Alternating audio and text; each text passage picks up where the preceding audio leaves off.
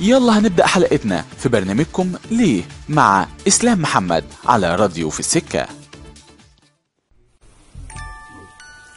مساء الخير على كل مستمعين راديو في السكة. هيكون معاكم إسلام في حلقة جديدة من برنامج ليه. أنا في أول حلقة حابب أشكر كل الناس اللي بتسمعني وعلى كل اللايكس اللي جات لي على البيج عندنا على الراديو. وحابب النهاردة يكون الموضوع مختلف ويكون انترفيو عن موضوع مهم. أنا شايفه إن هو موضوع مهم جدا إن احنا نتكلم فيه النهاردة، وهو موضوع لايت وفي نفس الوقت effective. ليه؟ عشان الموضوع اللي عايز اتكلم فيه هو التربية. طبعا ولادنا هم فلسة الأجداد، ولادنا بيعتبروا أمانة في أعناقنا، بيعتبروا إن الأب والأم دي أكبر أمانة ونعمة ربنا اداها لهم هو الأطفال، ومنفعش إن احنا نخونها، عشان الأطفال دول هم أمل بكرة، هم المستقبل، هم أملنا، وأملنا إن يكون المستقبل هيبقى أجمل بيهم لو التربية صح.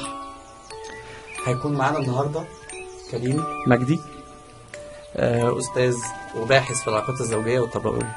أهلا وسهلا بيك يا إسلام. أخبارك إيه؟ ازيك يا كريم؟ إيه الأخبار؟ الحمد لله يا يوسف. عامل إيه؟ كله تمام؟ كله تمام.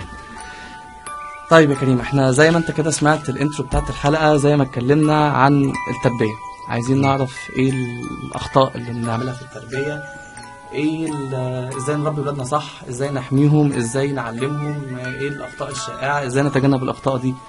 كل ده هنعرفه منك في الحلقة.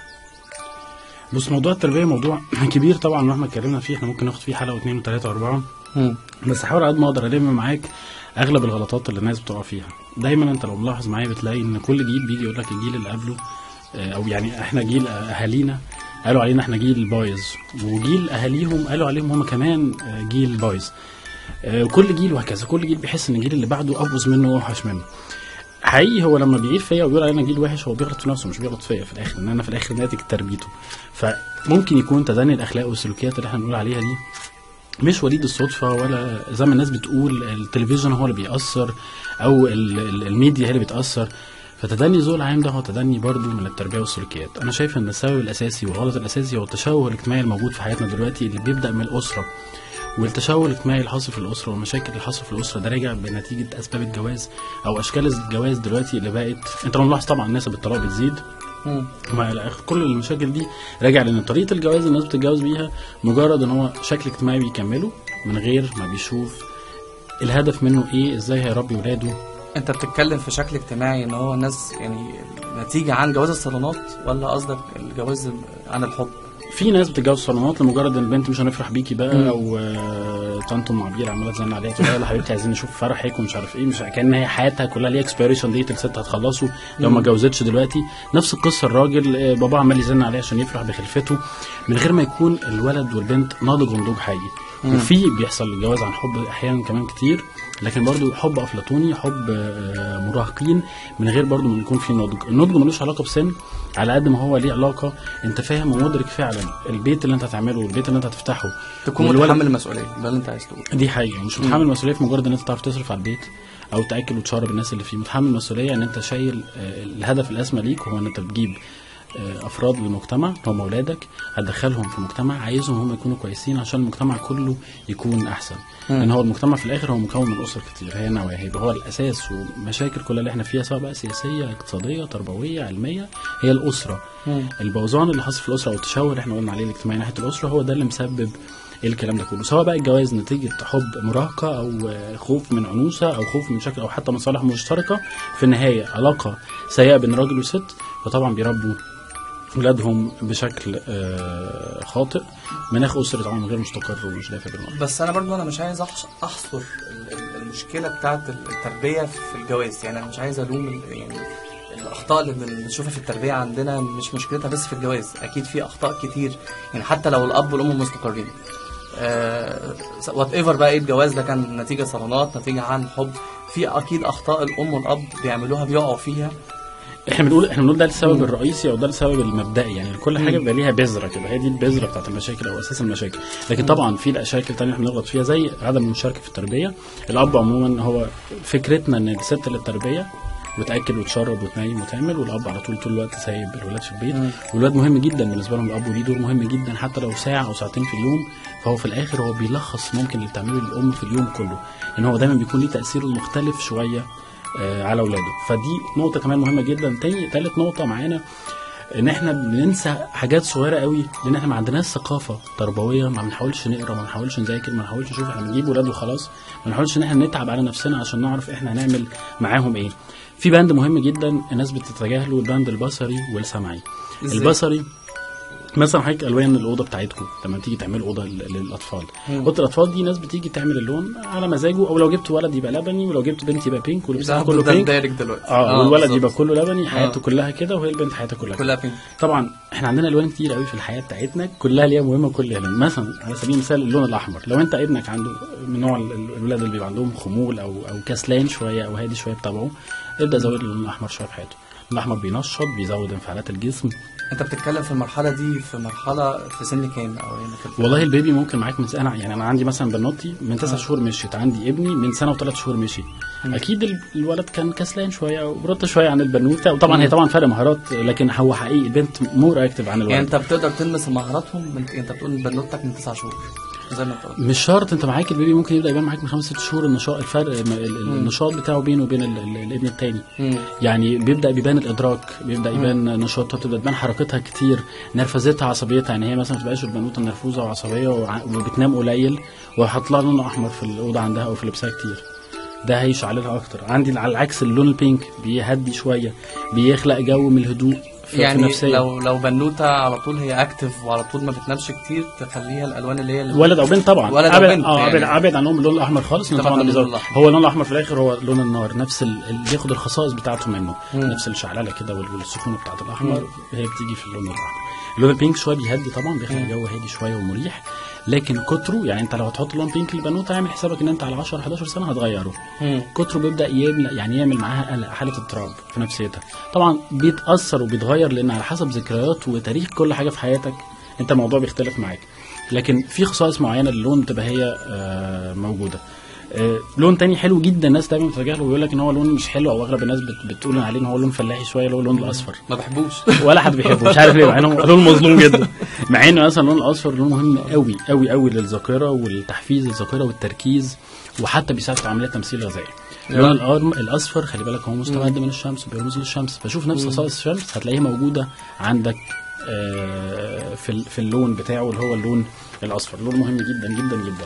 اللون الاورنج هو طبعا ما بين اللون الاصفر وبين اللون الاحمر بنطلع اللون الاورنج، فبالتالي هتلاقي واخد حبه من الخصائص ده على حبه من الخصائص دي، فقليل منه لطيف لانه هو بيحفز قوي الصفات الاجتماعيه والصفات الايجابيه، بيخلي دايما يكون في الولد اكثر يعني بيحب الحياه الاجتماعيه والعلاقات مرتبط بالاسره قصدك مظبوط، وحتى بالعالم المحيط بيه طبعا. وكتره اكيد بيعمل جزء كبير من الاحباط، وبيبدا برضه نفس الحاله بتاعه الاحمر اللي هي ممكن شويه عصبيه او شويه نرفزه، ده لو زاد قوي اللون الاورنج. انت قيسها، ما تعملش مع ابنك او بنتك على ان هو كائن مختلف، هو في الاخر بني ادم وانت هتحس بيه وانت هتكون عندك السنس معاه. تمام دي جزئيه الالوان طبعا. وفي كمان الوان تانية زي الازرق والاخضر، دول برضو الوان طبيعيه بيعملوا طبعا هدوء اكيد للجسم، لان هو في الاخر الازرق لون السماء وزي ما تشوفوا في البحر، والاخضر نفس القصه، والاورنج برضو لون الموف لون لذيذ جدا، لو حطيت برضو كميه منه كويسه مش مشكله. طبعا كل ده في لبسه وفي لون اوضته وكل حاجه. حجم الاوضه مهم جدا، وان هو يحس بخصوصيتها، وان يحس ان هي منظمه بغض النظر عن ايه اللي موجود فيها. مش مهم تكون كبيره قوي مش مهم صغيره قوي، بس يحس بالخصوصيه، يحس ان اللي بيدخل بيخرج منها هو مسؤول عنه، عشان يحس ان ده كيانه وده بيته اللي بيدافع عنه، هي اوضته. برايفسي الكومفورت زون زي ما مظبوط، دي مهمه جدا جدا ان انت تعمل معاها. تاني عنصر الناس ما بتاخدش بالها منه شويه هو عنصر الميوزك والاصوات اللي انت بتعمل معاه، لان عنصر الموسيقى انت دايما لو في الصوت عندك معاه مشكله. انت لما بتحب مثلا صوت الميه لما تروح البحر او تروح حته فيها مصيف، صوت الميه لوحده بيعمل لك هدوء، بيهديك ريلاكسيشن. في نفس القصه انت ممكن البيبي لو حطيت له صوت ميه ده بيخليك الموضوع بالنسبه لك هادي جدا. خلينا نروح لفاصل ونرجع لكم تاني على طول. استنونا، اوعوا تروحوا في اي حته، راجعين تاني. غلب حماره دلدل ودانه ورجع مكانه،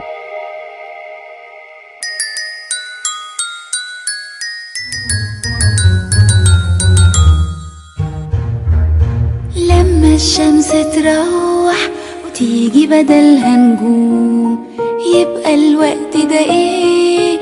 يبقى ده وقت النوم. لما الشمس تروح وتيجي بدلها نجوم، يبقى الوقت ده ايه؟ يبقى ده وقت النوم. نامي يا عصفورة، نام يا عصفور، يلا بينا يلا يلا نطفي النور، يلا بينا يلا يلا نطفي النور. ونامي يا عصفورة، ونام يا عصفور.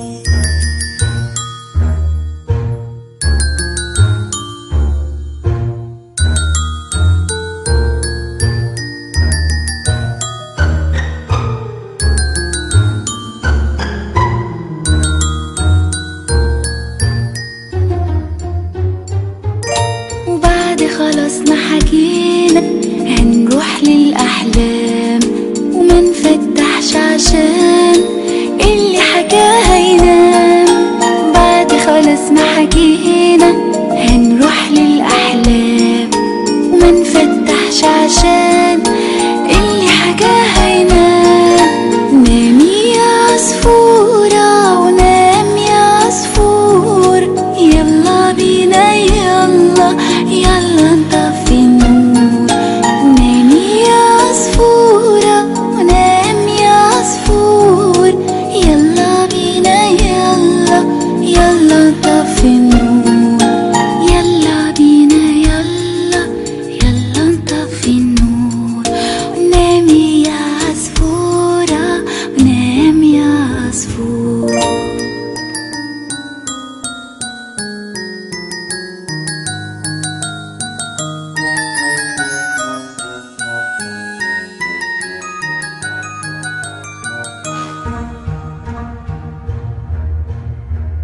وغرق بندق في الأحلام، وهنا يا حبايبي خلص الكلام. ماما يا عيون ماما،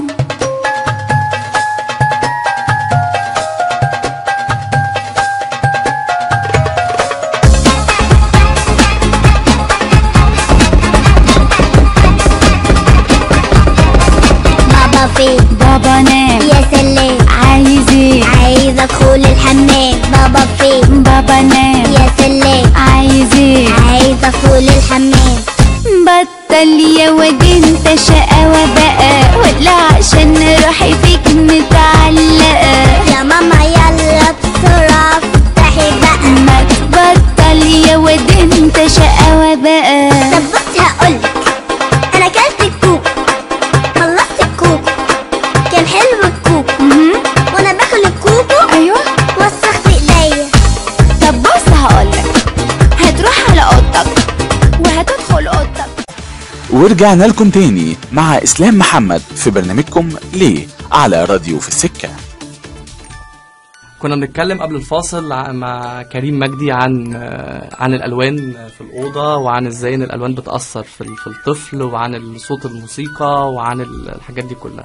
الكلام ده كنا بنتكلم فيه قبل الفاصل. مظبوط. وزي ما بقول لك ان انت ممكن البيبي وهو لسه بطن مامته حتى هو 7 شهور بيبقى سامع الاصوات اللي حواليه. لو شغل قرآن، شغل موسيقى هاديه، دايما حاول. طبعا اغاني المهرجانات والحاجات دي جميله، بس تطلع عيال متخلفه يعني ده المنطق دلوقتي اللي بيطلع معانا.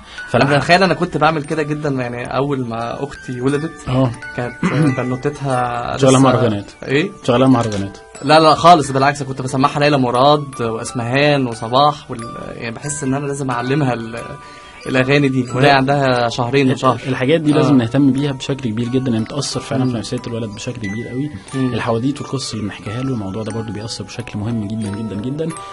لازم نعتمد قوي على حاسه السمع والرؤيه في تربيه الولد.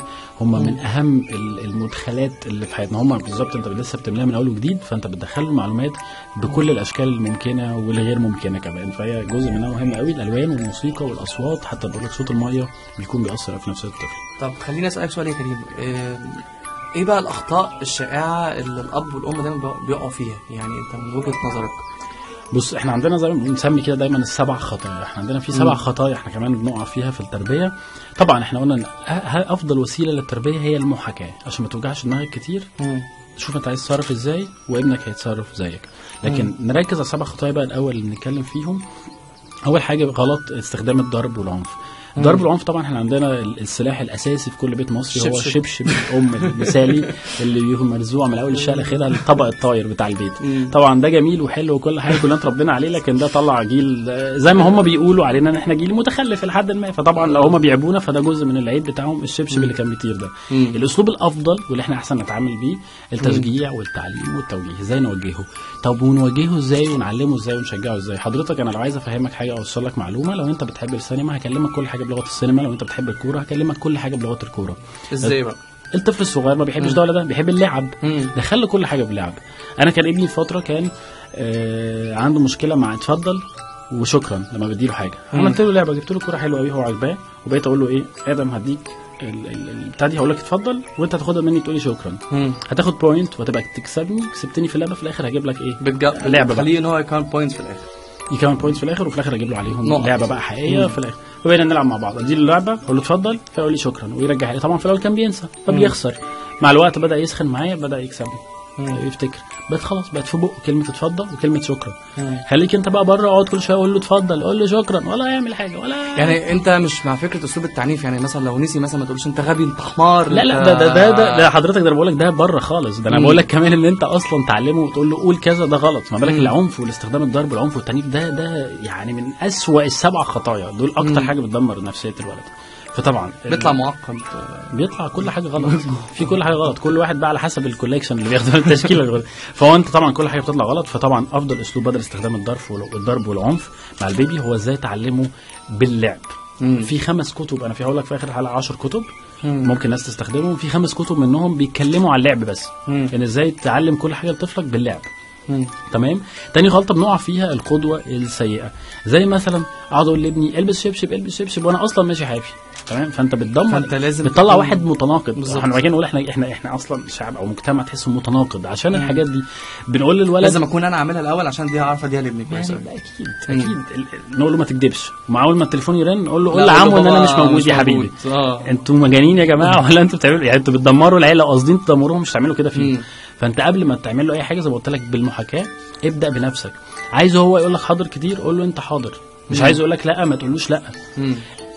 ناقشه، يعني تعامل معاه لانه كائن بشري، هو بني ادم زيه زيك. ناقشه فهمه هيفهمك على فكره. ما تستصغرش ابنك، كل ما هتديله اكتر كل ما عقله هيكبر اكتر معاك وهيبدا يفهمك اكتر واكتر. فطبعا القدوه السيئه دي حاجه سيئه جدا. عمره ما هيتعلم حاجه بالطريقه دي، واي حاجه واخدها وحشه فيه هو واخدها منك. يعني انا في مره بقول لك كان عندي برضه في البيت بنيجي نقول ايه، قول نعم بلاش تقول ايه لما تقول حاجه. ففي مره بقول لمامته ده قلت لها اي كلام كده، فقالت لي ايه؟ قلت لها حضرتك بتقولي ايه؟ طبيعي ابنك هيقول ايه بالظبط. هي نفس الفكره. فانت لازم تبدا بنفسك عشان ابنك يعمل زيك.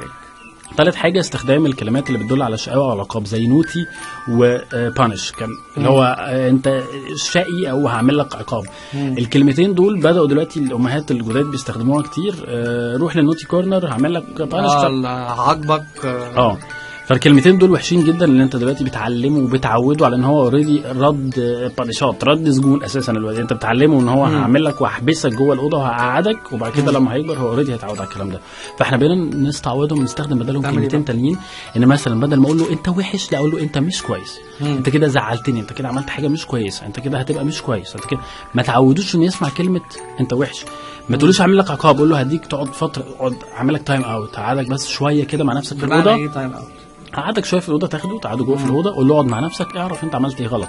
هو ممكن يكون بلح مش فاهم حاجه، عيل صغير طبيعي. طب انت تعمل ايه؟ طب لو الطفل عنيد مثلا وقعد مثلا يعيط ويزن ومش قاعد، تتصرف ازاي؟ طب بص لو احنا دايما اتعاملنا مع الولد، انت خلاص انت قلت له انت بتعمل تايم اوت، او اللي هو وقت كده بيفكر فيه مع نفسه وعمل ايه غلط، ويجي يقول لك وهو كل شويه نازل. انت شخصيتك اقوى منه وانت اقوى منه، فمفيش داعي ان انت تبدا تكون قلقان او تبدا انت تتوتر منه.